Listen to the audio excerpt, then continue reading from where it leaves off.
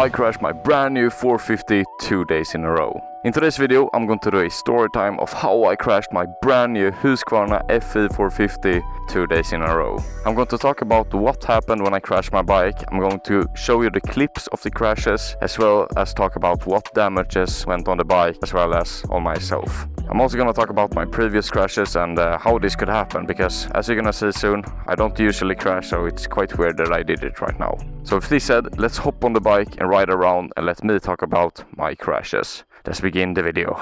Alright, even though I crashed the bike 2 days in a row, the bike looks absolutely amazing. That's the best thing with supermotos and enduro bike. You can have really big crashes and usually the bikes are just fine. That is really nice. But my bike wasn't completely fine after I crashed because there was some really big issues on the bike that I'm gonna talk about later in the video.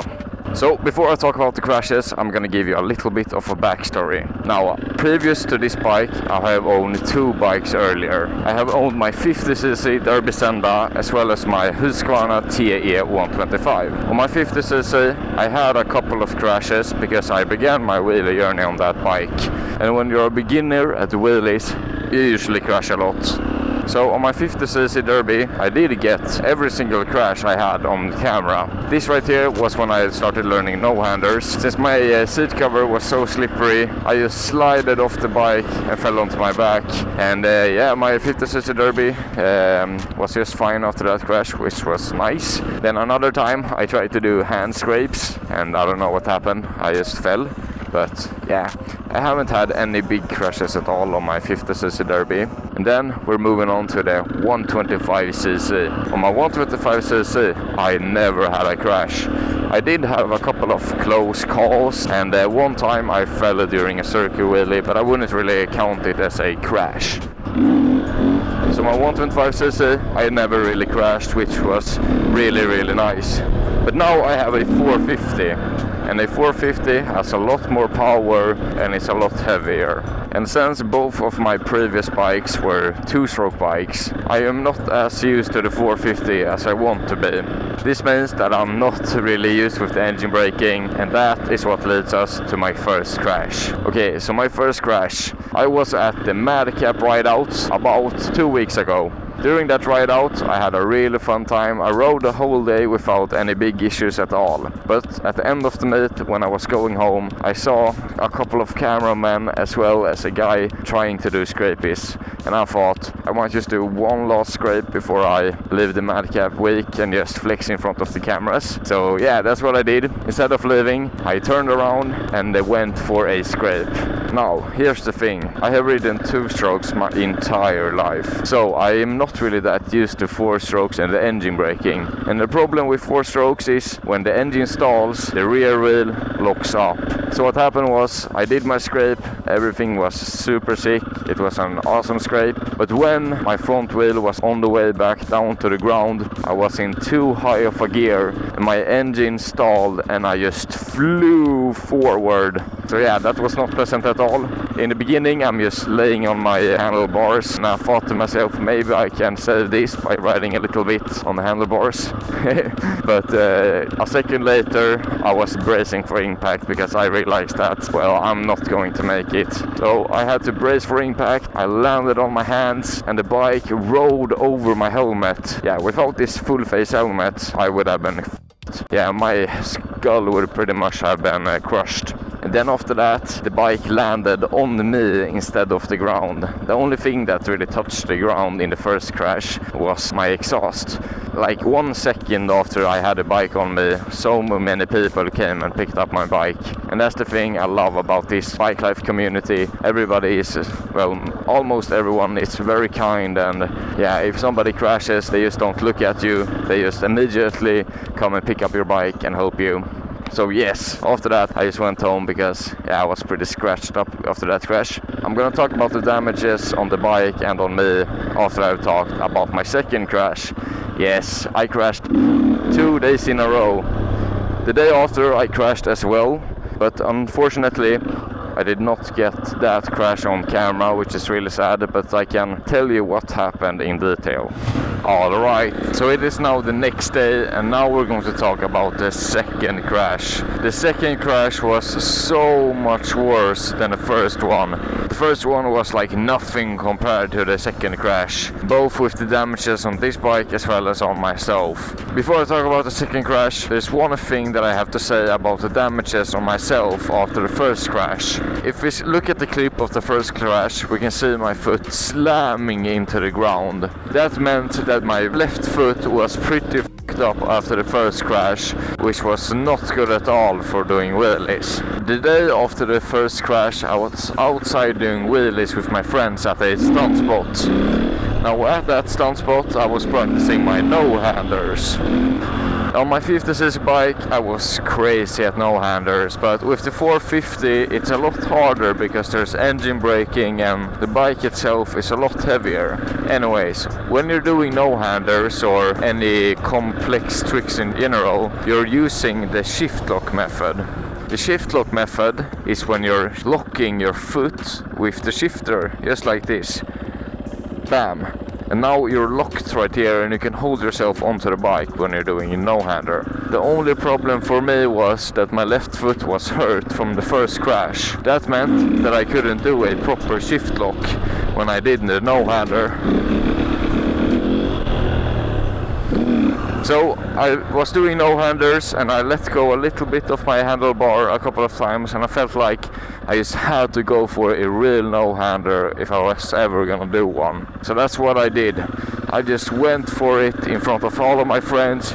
I let go of the handlebars and I did an amazing no-hander.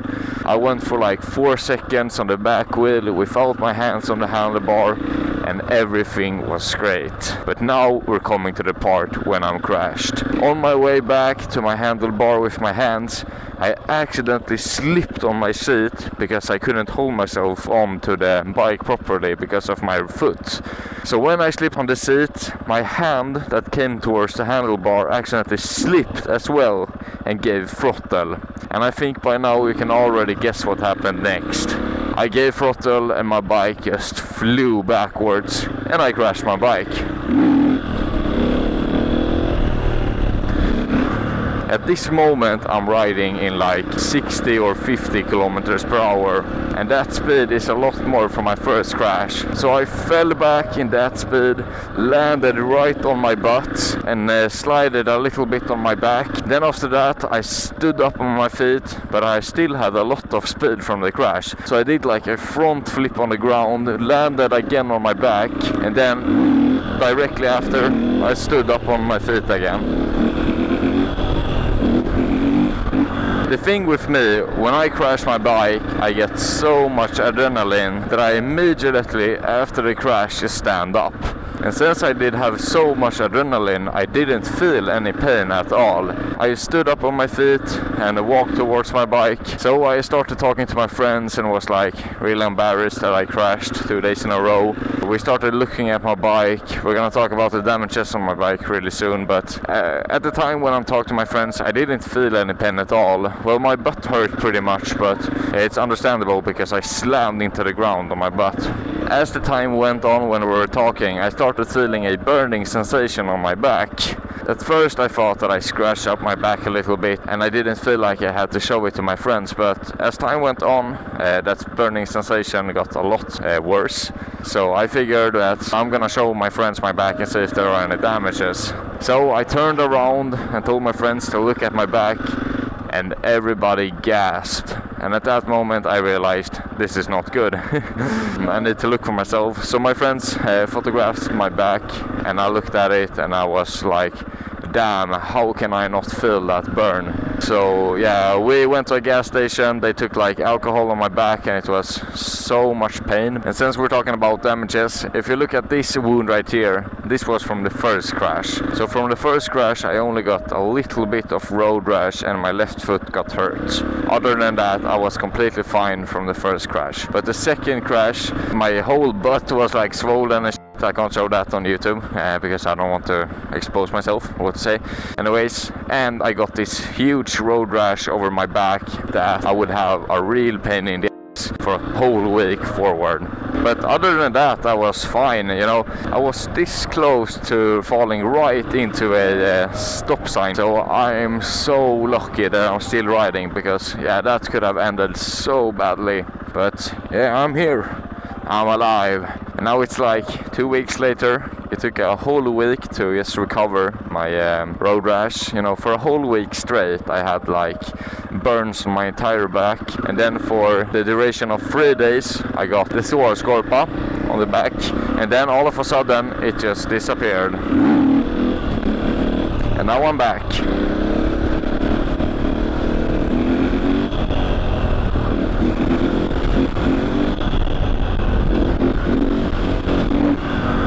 But now we're gonna talk a little bit about the damages on the bike, because there are some really big damages that happened to my bike. Okay, so now I'm going to show you the damages of the bike. There are a couple of damages that can be really expensive depending on how good I fixed up the bike. But yeah, let's talk about the damages of the bike. The only damage to the bike after the first crash was my exhaust. This little scratch right here is from the first crash. If you look at the video, you can see the exhaust just slamming into the ground, but other than that, the exhaust is fine and everything was fine from the first crash, and that's because, well, the bike landed on me, so I saved the bike. But yeah, let's move on to the second crash. The second crash was brutal, man. Let's begin at the back.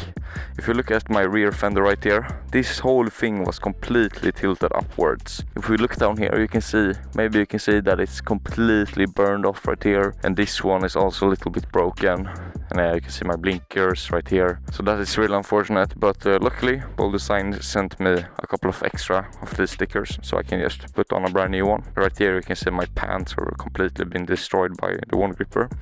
Anyways, and if we look some more here, we can see that this swing arm cover is a little bit broken. You know, my crash pegs, well, they did their job, not completely, because yeah, you can see my decals right here are scratched up, and you can see this one right here from CNC is broken. My 50/50 decals also got a little bit broken, but I'm just gonna cut them up here so it looks good.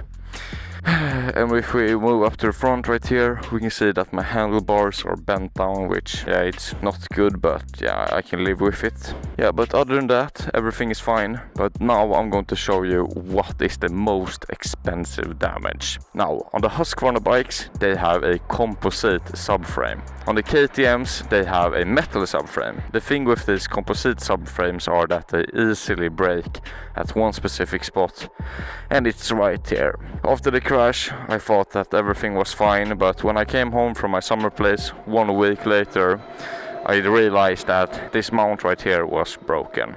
So this whole piece right here had fallen off. So the way I fixed it right now is by using a special glue to glue the composite back together. I've been reading for a couple of days, and at the moment everything seems to hold up. And the thing is that when you're compressing your rear spring, the subframe are being moved forward like this. This means that even if I didn't have this piece right here, the subframe would go down and yeah, it wouldn't fall off because the force is being pushed forward. But if I loop the bike once again, the whole subframe will go upwards, and then it's probably gonna break. But for now, I don't have to buy a new subframe, but I really need to keep an eye out on that, because that can cause a big crash. Other than that, the bike is, well, fine. Okay, now, so the first thing I did after my 2 crashes was to buy new gear.